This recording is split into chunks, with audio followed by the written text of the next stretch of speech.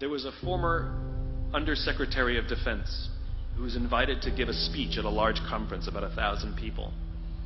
And he was standing on the stage with his cup of coffee and a styrofoam cup, giving his prepared remarks with his PowerPoint behind him. And he took a sip of his coffee and he smiled and he looked down at the coffee. And then he went off script. And he said, "You know, last year I spoke at this exact same conference. Last year I was still the Undersecretary. And when I spoke here last year, they flew me here business class. And when I arrived at the airport, there was somebody waiting for me to take me to my hotel. And they took me to my hotel and they had already checked me in and they just took me up to my room.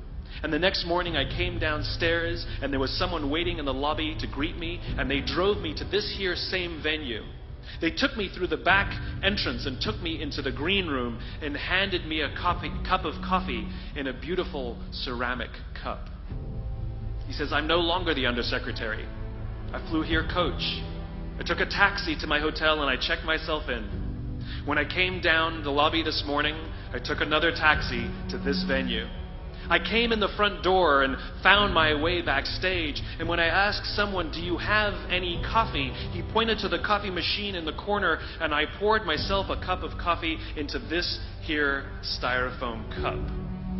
He says the lesson is, the ceramic cup was never meant for me. It was meant for the position I held. I deserved a styrofoam cup. Remember this. As you gain fame, as you gain fortune, as you gain position and seniority, people will treat you better. They will hold doors open for you. They will get you a cup of tea and coffee without you even asking. They will call you sir and ma'am, and they will give you stuff. None of that stuff is meant for you. That stuff is meant for the position you hold. It is meant for the level that you have achieved of leader or success or whatever you want to call it. But you will always deserve a styrofoam cup. Remember that. Remember that lesson of humility and gratitude. You can accept all the free stuff. You can accept all the perks. Absolutely, you can enjoy them. But just be grateful for them and know that they're not for you. I remember getting off the Acela. I took the Acela from New York to Washington, D.C. And I got off the train like everybody else. And I was walking down the platform like everyone else. And I walked past General Norty Schwartz, who used to be the Chief of Staff of the United States Air Force, the head of the Air Force. And here I did, see a guy in a suit schlepping his own suitcase down the platform just like me.